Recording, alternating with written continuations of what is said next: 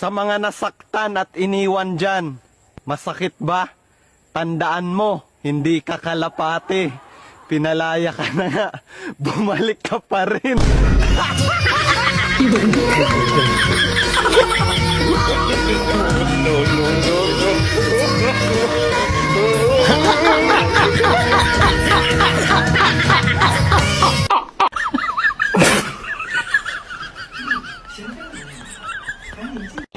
Kung alam ko lang, nalolokohin lang ako ng kaisa-isang babaeng minahal ko. Sana nung una pa lang, dinalawa ko na.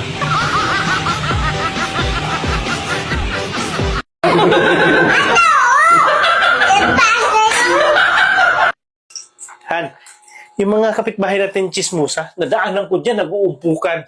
So ano ngayon kung nag-umpukan? Ano pakialam natin sa kanila? Isa-isa kong pinadugo yung bunganga nila. Nakikialam ka sa kanila. Hayaan mo sila. Hindi ka naman pinapakialaman eh. Anong hindi pinakialaman? Ako nga yung pinagchismisan nila eh. Paano daw ako nagustuhan ng babae, ay liit daw yun sa akin, tapos supot pa. Pag once na nalaman ko kung sino yung babae na nagkalat niyang ganang chismis, itapat ko na habang nagsasalita siya, paduguin ko yung bunganga niya. Di ba, Han? Mali yung ginagawa nila. Sa palagay mo, Han, sino yung pinagmulan yung ganyan chismis?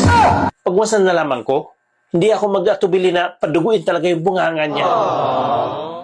Ano nangyari sa'yo? Bakit hindi ka na nagsasalita? Uy! Ano nangyari sa'yo? Bakit hindi ka na nakapagsalita? Nagsasalita ka naman kanina. Sige daw. Hello, hello, hello. Sige. Hello, hello. Oh, nakapagsalita ka naman ah. Bakit pag about dun sa topic na kung sino yung nagkalat na supot ako at malit yung sa akin, hindi ka makapagsalita? Baka kasi paduguin mo bunganga ko. Ikaw pala yung salamin.